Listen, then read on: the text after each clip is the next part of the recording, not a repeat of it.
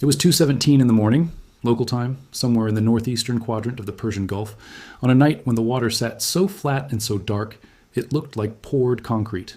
The USS Harry S. Truman was holding position, roughly 180 nautical miles from the Iranian coastline, and the electronic warfare suite aboard the vessel was reading something that had not appeared on that particular display in that particular configuration for a very long time.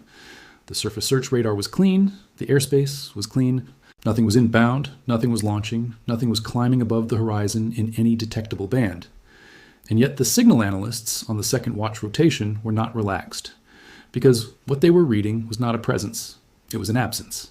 Every single Iranian coastal radar installation along a 240-kilometer stretch of the northern Gulf Coast had gone dark simultaneously, not one by one, the way a system glitches, all of them together. At 2:17 in the morning, the standing procedure in that scenario is specific, and it is immediate. When an adversary's sensor network goes dark in coordination, you do not interpret it as a malfunction. You interpret it as a posture shift. The watch officer on the Truman that night logged it under operational code, Watchstone, a designation reserved for electromagnetic behavior consistent with pre-launch concealment protocol. Now here is where the first detail becomes more unsettling. The blackout lasted exactly 22 minutes. At 2:39, every radar installation came back online, simultaneously, as cleanly as it had gone dark. And the reason that precision matters, the reason a 22-minute coordinated blackout is categorically different from a random systems failure, is that 22 minutes is not a random number in this context. It is the documented flight time, at maximum burn, of a Kheibar Shekan ballistic missile fired from a hardened underground launch facility in the Zagros mountain range to a target holding position at 180 nautical miles in open water. They were not testing their missiles that night. They were testing something more valuable. They were testing whether the Truman would move. It did not move. The official American account of that week in the Persian Gulf was built around a single word. Routine Pentagon spokesperson, Major General Patrick Ryder, described the Truman's deployment to the region as a routine repositioning of assets in support of regional deterrence objectives. The State Department's public statement, released 36 hours after the carrier's arrival on station, described the move as a reaffirmation of American commitment to freedom of navigation in international waters. CNN covered it as a show of strength. The New York Times framed it as a diplomatic signal. The BBC used the phrase increased presence without further elaboration. The official Iranian statement, issued through the Islamic Revolutionary Guard Corps Public Affairs channel, described the carrier deployment as provocative and in violation of the security architecture of the Persian Gulf. IRGC Commander General Hossein Salami stated that Iran was fully prepared for all scenarios. The Iranian Foreign Ministry, separately, called for an emergency session of the Gulf Cooperation Council, a procedural move that generated almost no Western coverage. The story, as constructed by official statements and major outlet reporting, contained 3 specific layers of information. It contained troop numbers, carrier air wing complement, destroyer escorts, submarine support. It contained diplomatic statements from both sides, and it contained historical framing, reminders of the 2019 tanker seizures, the 2020 Soleimani strike, the 2022 Vienna negotiations collapse. What the coverage did not contain was any reference to the coordinated radar blackout. What it did not contain was any discussion of the Kheibar Shekan underground launch infrastructure that had been quietly expanded across 4 separate mountain facilities in the preceding 18 months. And what it entirely skipped was the classified Watchstone designation log, the record of what the Truman's own instruments registered that night and what the watch officer concluded. The story changed twice in 72 hours. The first Pentagon statement said the deployment was pre-planned. The second, issued 48 hours later after Iranian state television published satellite imagery of the carrier's position, described it as a dynamic response to evolving regional indicators. Those 2 statements cannot both be true, but that is not the whole story. Here's the metaphor I need you to hold in your mind for the rest of this analysis. Imagine a concert hall. On the stage, there is an orchestra, 200 instruments tuned to each other, conducted in perfect synchronization. Now imagine that the conductor's podium is not on the stage. It is buried 30 meters beneath the concert hall floor, inside a reinforced concrete room surrounded by 6 meters of compacted mountain rock, accessed through a tunnel whose entrance is invisible from the surface. The conductor can hear every instrument. Every instrument receives the conductor's signal in real time, and no one standing in the hall, not the audience, not the ushers, not anyone watching from the balcony, can see the conductor, reach the conductor, or silence the conductor without first dismantling the entire mountain above them. That conductor is what Iran finished building at operational scale between 2022 and early 2025, not a missile system. A missile nervous system. The Kheibar Shekan, which translates from Farsi as the fortress breaker, is not the most important part of this story. It is one instrument in the orchestra. The important part is the underground launch city infrastructure from which it and 14 other classified ballistic missile variants can now be fired, reloaded, and fired again from facilities buried between 80 and 150 meters beneath the Zagros mountain range, dispersed across at least 6 confirmed and 3 suspected locations across western and southern Iran. This is the part you will not find anywhere in mainstream coverage. Here is what the construction of this system actually required, and what that tells us about what Iran was building toward. The program, according to procurement analysis from IISS and secondary reporting from Israeli military intelligence sources, took approximately 11 years from initial excavation to operational readiness. The total infrastructure investment is estimated between $12 billion and $18 billion, depending on which construction phases are included in the count. That range is not imprecision. It is the gap between what Iran publicly acknowledges and what satellite imagery of spoil piles, ventilation shafts, and access road construction suggests. The facilities are not storage sites for missiles already built elsewhere. They are production adjacent, meaning missiles can be assembled, fueled, tested, and launched from inside the mountain without the asset ever appearing on a surface radar signature. The conductor never has to leave the room. Now extend the metaphor. The orchestra has 3 sections.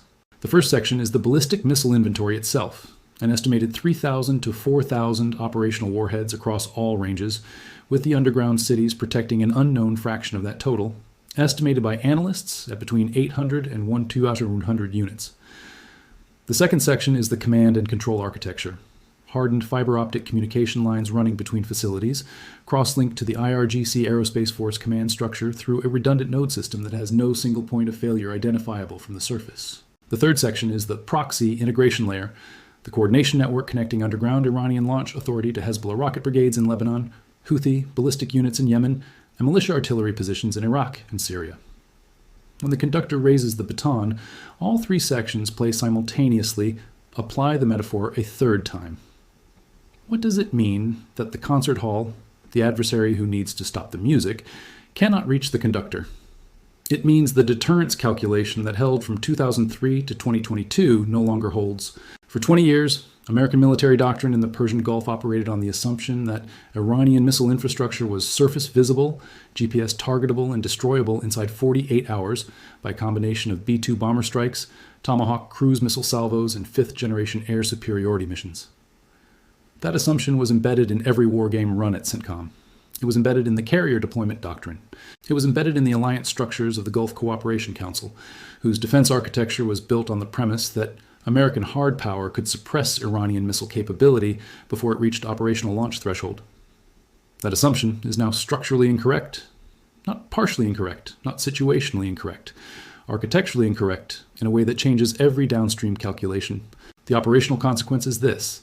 A military planner trying to design a strike campaign against Iranian missile capability now faces a target set that is not fully mappable, buried under rock that no currently deployed conventional munition can reliably penetrate at the depth required, and dispersed across a geographic footprint large enough to require a simultaneous multi-strike package that would itself constitute an act of war requiring political authorization that does not currently exist. The strategic consequence is this.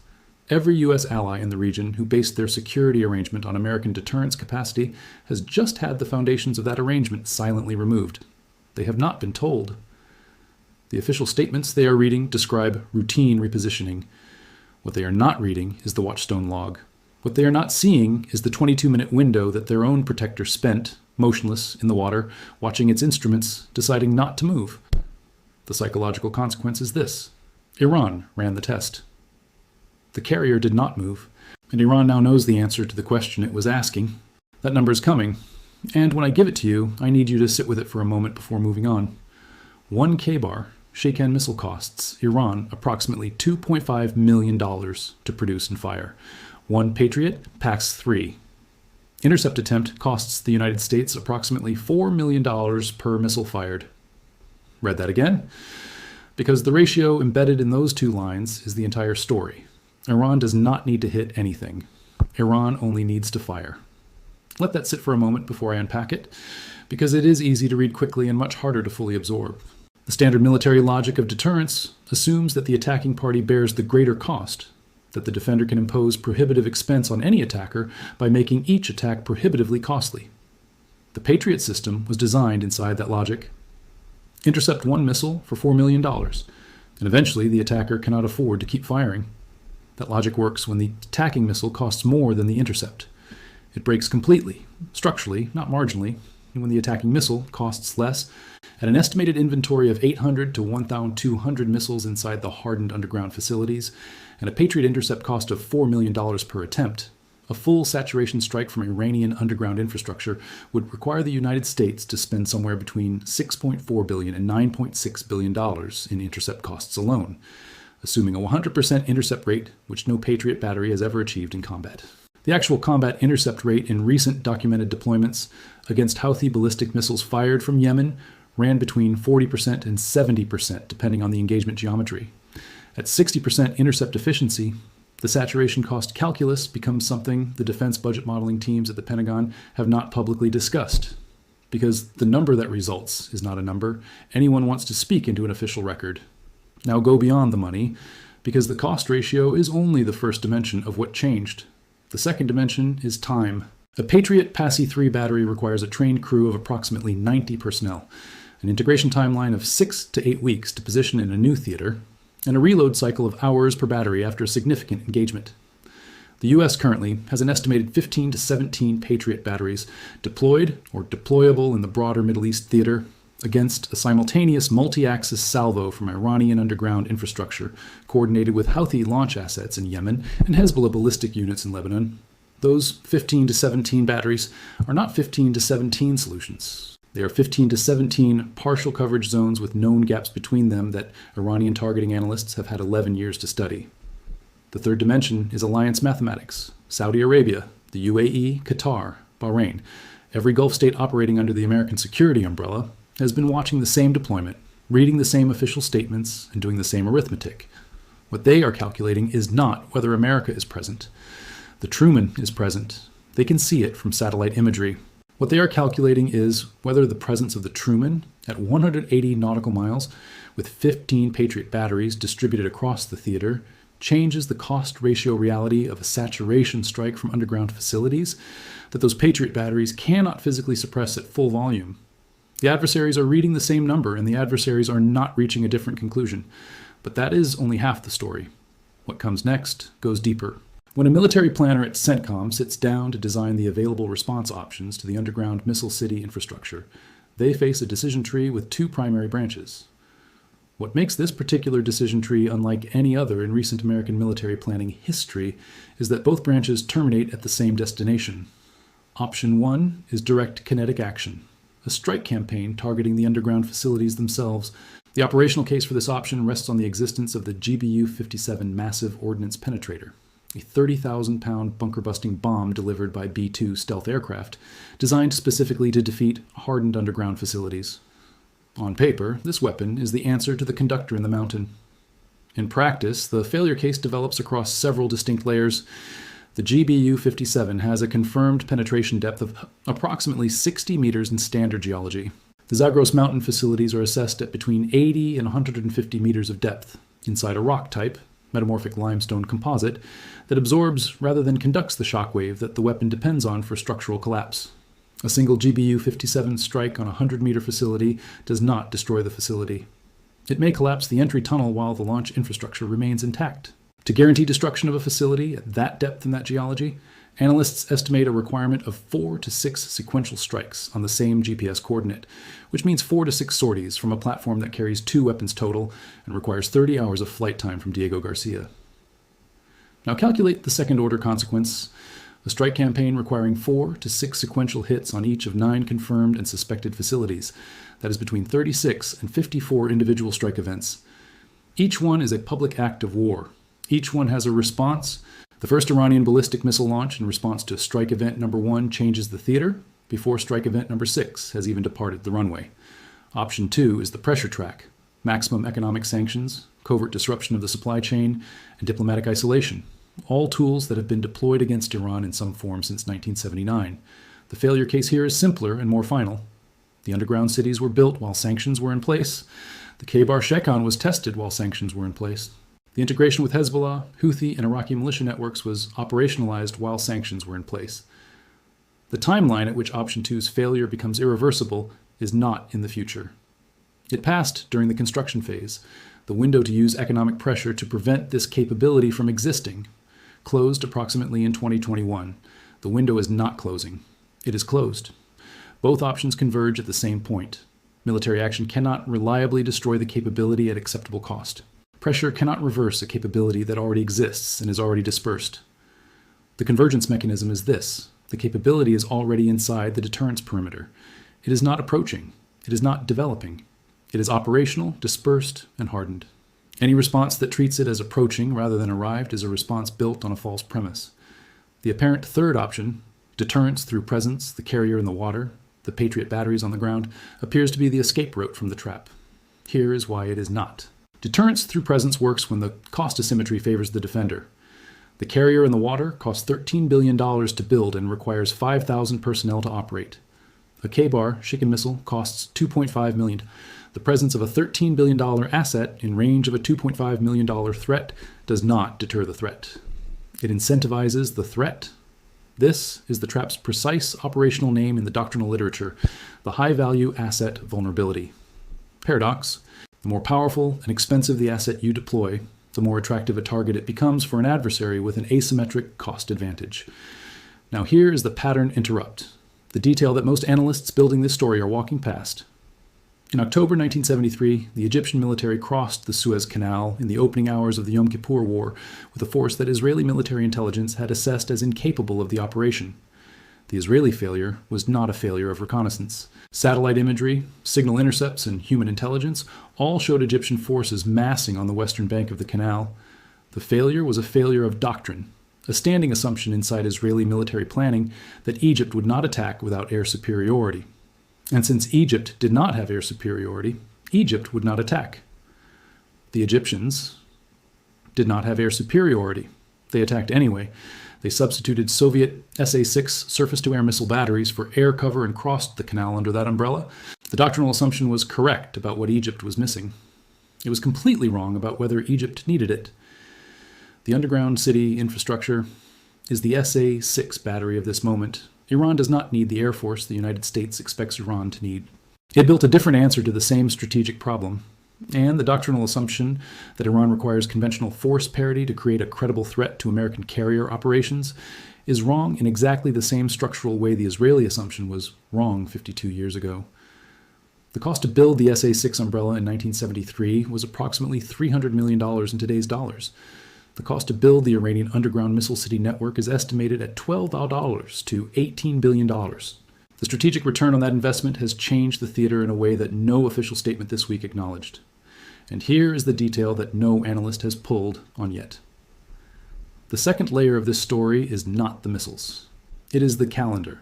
Underground hardened launch facilities, regardless of whose they are, regardless of how well they are built, require maintenance windows. The missile fuel systems require physical inspection on a cycle. The guidance electronics require calibration against known reference points. The ventilation and climate control systems that keep the facilities operational at depth require scheduled downtime for part replacement. The hardened communications infrastructure requires periodic testing that creates a detectable electromagnetic signature even when the facility is ostensibly dark. These are not security weaknesses. Someone designed in they are physical laws. You cannot maintain complex weapon systems in underground facilities without creating periodic, predictable, visible indicators. The first hidden consequence is this. Every facility in the Iranian underground missile network has a maintenance window schedule. Those schedules are not random. They follow engineering cycles that are derivable from the procurement timelines of the components used in construction. If you know when a ventilation motor was installed and what its rated service interval is, you know approximately when it will be serviced. If you know when a missile guidance platform was calibrated last, you know the approximate window in which it will be calibrated. Next, this is not theoretical intelligence, tradecraft. This is standard systems engineering applied to an adversarial inventory. And the adversary with the satellite constellation, the SIGINT infrastructure, and the procurement intelligence network to map those windows is not Iran. The second hidden consequence follows directly from the first. A maintenance window for a hardened facility is not only a window of reduced capability, it is a window of increased surface activity. Vehicles move, personnel move, equipment moves. Ventilation shafts show elevated thermal signatures because systems are running hotter during active servicing than during standby operation. Between January 2024 and September 2024, commercial satellite imagery analyzed by open-source intelligence groups documented elevated activity signatures at 3 of the 6 confirmed underground facility locations on a cycle consistent with a 90 to 120-day maintenance rotation. The facilities were not vulnerable during those windows in any traditional kinetic sense, but they were more visible. And more visible, in the intelligence context, means more mappable. The third hidden consequence is the one that changes the next 6 months. Specifically, the Houthi ballistic missile and drone infrastructure in Yemen, which is the first use layer of the Iranian proxy integration network, is not underground. It is dispersed across mobile launch platforms, stored in agricultural buildings and civilian infrastructure, and operated on a cycle that depends on resupply from Iran via maritime routes through the Red Sea and the Gulf of Aden. The resupply cycle runs on approximately 45-day intervals. The last confirmed resupply event, documented by U.S. Navy intercept operations, occurred in late 2024. The next window opens inside a timeline that puts significant Houthi ballistic capacity restocked and ready before any escalation triggered by current carrier deployments reaches its peak pressure point. The adversary is already mapping this layer. There are 4 specific timeline numbers that matter here. 90 days to the next assessed Iranian underground facility. Maintenance window for the western Zagros complex. 45 days to the next Houthi resupply window under current maritime interdiction rates. 18 months to the earliest date at which the United States could field additional GBU-57 capable B-2 sorties in the theater at the sortie rate required for a credible strike campaign. And 11 years, the time it took Iran to build the underground city infrastructure that now exists. Those 4 numbers tell a story about who has time on their side and who does not. The historical pattern has appeared before. In the lead-up to the 2006 Lebanon War, Israeli military planners underestimated Hezbollah's hardened bunker infrastructure along the Blue Line, an infrastructure that had been built, maintained, and quietly expanded for 6 years, while official reporting focused on rocket inventories rather than storage and launch architecture. The rockets were the visible threat. The bunkers were the strategic reality. The 34-day campaign ended without destroying the bunkers. Hezbollah's rocket capacity was degraded, its structural resilience was not. The same pattern played out in Gaza between 2008 and 2021, 5 separate military campaigns against tunnel and underground infrastructure, each one documented as a success in the press release and assessed as incomplete in the classified after-action review. The next 6 months, if the second layer remains unmapped in the public strategic conversation, look like this. The carrier holds position. The official statements continue describing routine operations. The maintenance windows open and close on their engineering cycles. The Houthi resupply completes. And the underground cities sit at operational depth, unaddressed in any public doctrine, waiting for a political decision that the trap analysis makes structurally very difficult to reach. What the silence around all of this is designed to protect is precisely what the next part of this analysis explains. The official silence around the underground city infrastructure, the Watchstone log, and the cost ratio reality of the Patriot intercept mathematics is not a cover-up. Cover-ups require coordination between actors who have something to hide. What the silence around this story represents is something more mundane and more consequential. It is an institutional logic that operates independently of any individual decision to deceive. The chain of logic runs as follows. If the United States government officially acknowledges that the Iranian underground missile infrastructure creates a cost ratio problem that current Patriot battery deployment cannot resolve, it is required to propose a solution. There is no acknowledgement without a proposed response. That is the political physics of the situation. A proposed response in this context means either a diplomatic framework or a military option. The diplomatic framework requires Iran to agree to constrain infrastructure. It has spent 11 years and $18 billion building, an outcome that has no precedent in any negotiation with any state in the history of this conflict arc. The military option requires strike campaign authorization against underground facilities at a sortie rate and depth penetration capability that does not currently exist in the deployed theater package. Proposing the military option that cannot be executed means exposing the capability gap. Proposing the diplomatic option that will not be accepted means revealing the strategic position. Either path from acknowledgement leads to escalation. Escalation in this theater threatens the carrier strike group, the Gulf state basing infrastructure, Red Sea commercial shipping lanes carrying approximately 15% of global trade volume, and the Israeli northern border, all simultaneously. Those are the exact assets required to execute the response to the escalation that the acknowledgement triggers. The actors who benefit from the silence are specific.